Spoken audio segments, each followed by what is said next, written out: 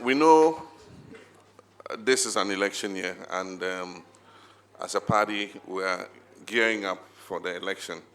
And one of the things that parties are required to do is to put out manifestos that are an indication of what they intend to do when they come into office. This year is a bit difficult in the sense of the fact that we have an economy in crisis. And so indeed, when you're writing your manifesto, you wonder, what should we put in there? Because you know that this economy has been destroyed completely. We did a Building Ghana tour, and we met various stakeholders all around the country. We've visited all the 16 regions. And now we're on the policy dialogues. And so we're meeting professional groups. We've met the teachers. We've met different organized Pharmaceutical Society of Ghana, and so many others. And today we're meeting with the creative arts. In the past, we would have freely made promises and said that this is what we intend to do, and knowing that when you come, depending on how you prioritize, you can allocate resources for certain things. But even as we write the manifesto, we are mindful that whatever we say will depend on the economy we come and meet. Because this government is not a government that is capable of telling the truth. And I won't be surprised that we'll come and the figures that we assume we've been giving in the budget are not the true figures that we can rely on. Because that is what has brought us to this state. From 2019, we kept raising the flag that the finance minister was cooking the books and that he was not giving the true state of the economy. He gave a deficit figure that did not represent the reality, because he hid big liability items out of the budget. Banking sector clean out, 25 billion Ghana cedis, put as an appendix. The reason is that the liquidators will recover the money. Today, the liquidators have not recovered the money. It's become a direct government liability, and government has had to pay all depositors of all the banks that were collapsed. ESLA, which is a creature of the government of Ghana, you created it. You say, oh, it's an SPV, so the debt is for ESLA. But who owns ESLA? Today, the chickens have come home to roost. The ESLA collateralization has become a part of the public debt. But in all those years, they were not being added. IPP debt was put as an appendix. Today, all those debts have become part of the public liability. And suddenly we see that if those were factored in from 2019, the deficit figure would not have been below 5%. And that would have meant that we could not have borrowed at the rate at which we borrowed. This is a government that just knows how to borrow money and to print money from the Bank of Ghana. That's all. And that is what has landed us in this crisis. So, as I speak to you today, we would do our best. After we come into government, I don't want us to lament, because we'll be finding the solutions together.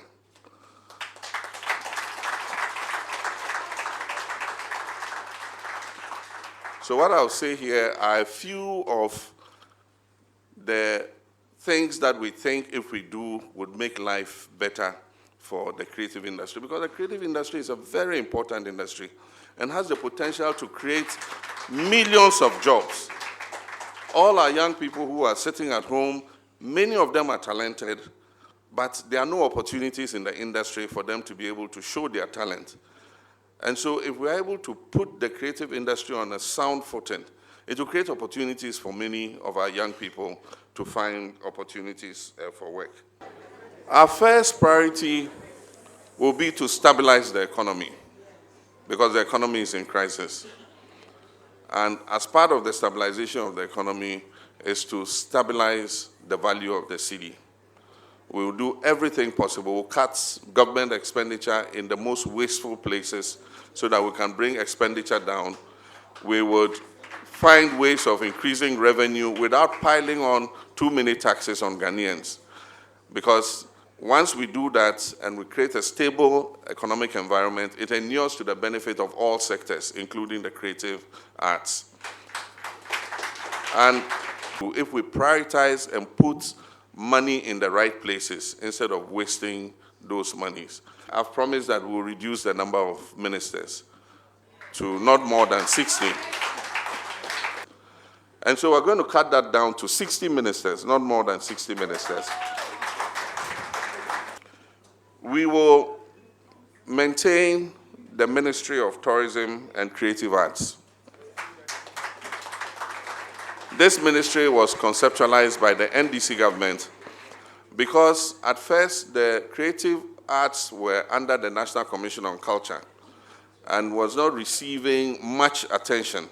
And so we believe that it must come under a sector ministry so that it will receive more attention than it did.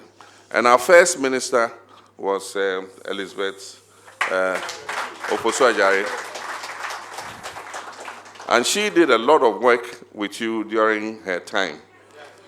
And unfortunately, that has not been sustained over the last 8 years. So we're going to bring back dynamism into that ministry. And the ministry is going to be your ministry. And so it's not going to be some white elephant sitting there and you also sitting somewhere. You will be called to meetings in the ministry to decide on policy together. There's no policy that we're going to do for the creative arts that will not have your stakeholder intervention. I can promise you that. Your sector is going to be a key part of the 24-hour economy.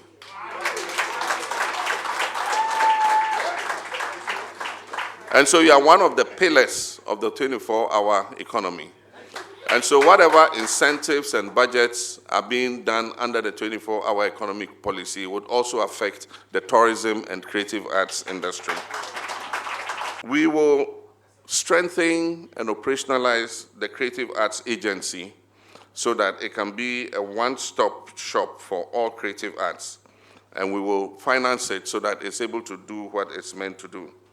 We're going to declare the golden age of culture, arts, and tourism. That will be our overarching policy for the sector. And the central pillar of this golden age of culture, arts, and tourism will be promoting job creation and entrepreneurship in the creative arts industry. A key component of this will be the promotion in partnership with the private sector of film festivals where Ghanaian films can be exhibited. Music shows would be promoted, fashion weeks, and so all the creative designers and others would be able to exhibit their fashion. We'll have arts exhibitions so that all our artists can also exhibit their works. We'll have food exhibitions, food exhibitions that promote Ghanaian foods so that people can come and taste all the foods from Ghana. We'll have the drama and theater arts. So playwrights who write plays would be supported to exhibit their plays and people would be encouraged to come and watch. And I'll myself attend a lot of these exhibitions. And so if we're having film festivals, music festivals, as much as possible, myself or Nana Jane will be there to raise the quality of the production. We'll have what we call the Black Star experience. We want to recapture the Nkrumah spirit. Nkrumah talked about the Black Star of Africa. And it was meant to project Ghana's personality and culture. We even had the African personality. And so we're encouraged to show that we're proud to be who we were. And so the Black Star experience will be one of the sub-themes under the golden age of tourism, culture, and arts. We'll rehabilitate all the centers of national arts and culture. Many of them are in a deplorable state. We'll refurbish them so that they'll be made available to the creative arts for any shows, any exhibitions, or anything that you want to do in the regions. Anytime we have international trade fairs where we're going to exhibit Ghanaian goods, the creative arts will be a part of it. And some of you will travel along for these trade fairs. And so while we are exhibiting the Ghanaian products, we would also be exhibiting Ghanaian culture, Ghanaian music, Ghanaian films, and so on and so forth.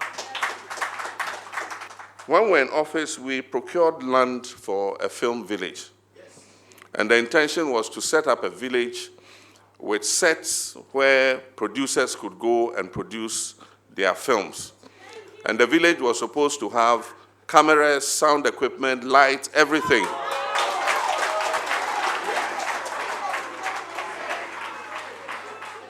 So that it will be a one-stop shop for film production. We're going to pursue that dream and establish that film village. And you'll be able to get equipment at low cost so that you don't have to go and hire equipment at very high cost from private people. You have the equipment to shoot your film and everything. If you don't have money to pay, we'll let you stand down. And then when you exhibit... And then when you exhibit your film and you make something, you can come and pay the film village a little so that we can continue to make it available to you. We would rehabilitate the National Theatre. It is currently in a poor state, and we'll rehabilitate the National Theatre. And depending on the availability of funds, that's what I'm saying, when you're making promises, you have to be careful about the state of the economy. Because previously we promised in our manifesto, and we're going to repeat it in this manifesto, that we'll build a second National Theatre in Kumasi.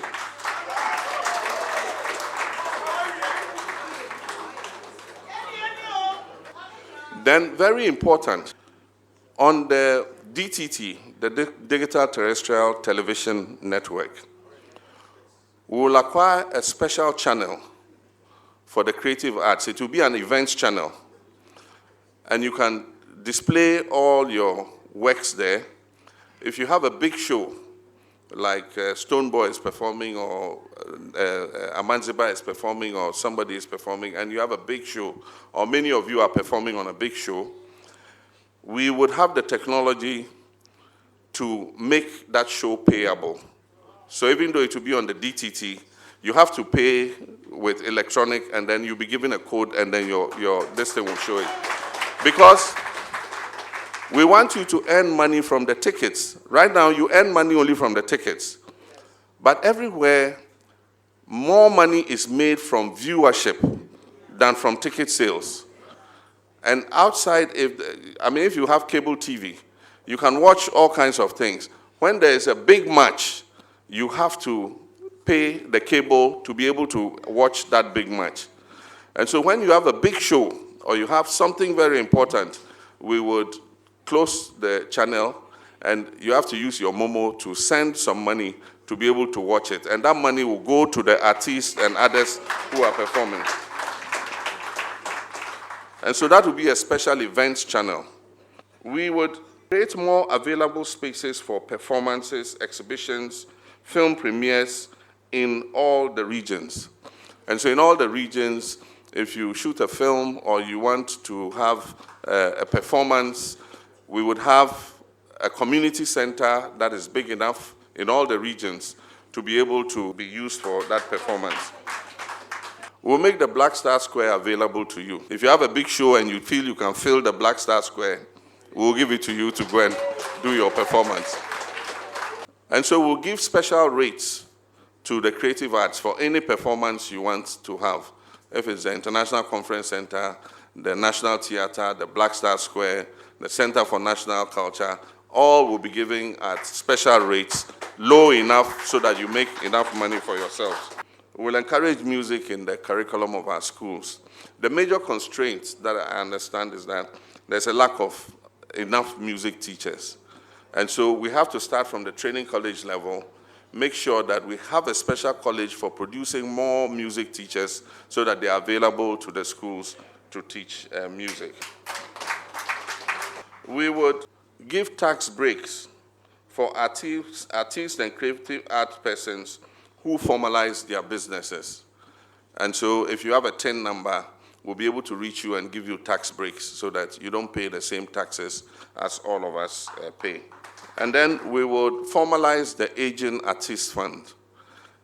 This one is my own person. It's a greedy, the selfish, because it will take the burden off me for the current ones that I'm taking care of, I think that the state should take part of that burden.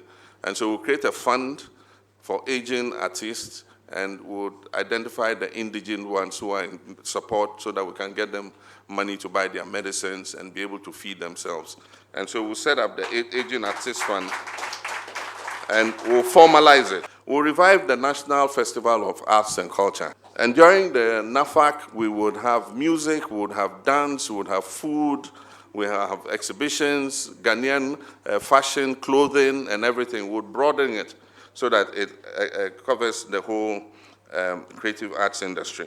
In partnership with the private sector, develop all the tourism sites. Because if you go to a waterfall and there's nothing really there, just the waterfall, it doesn't make for anything. There should be a small restaurant where if you're hungry, you can have a meal.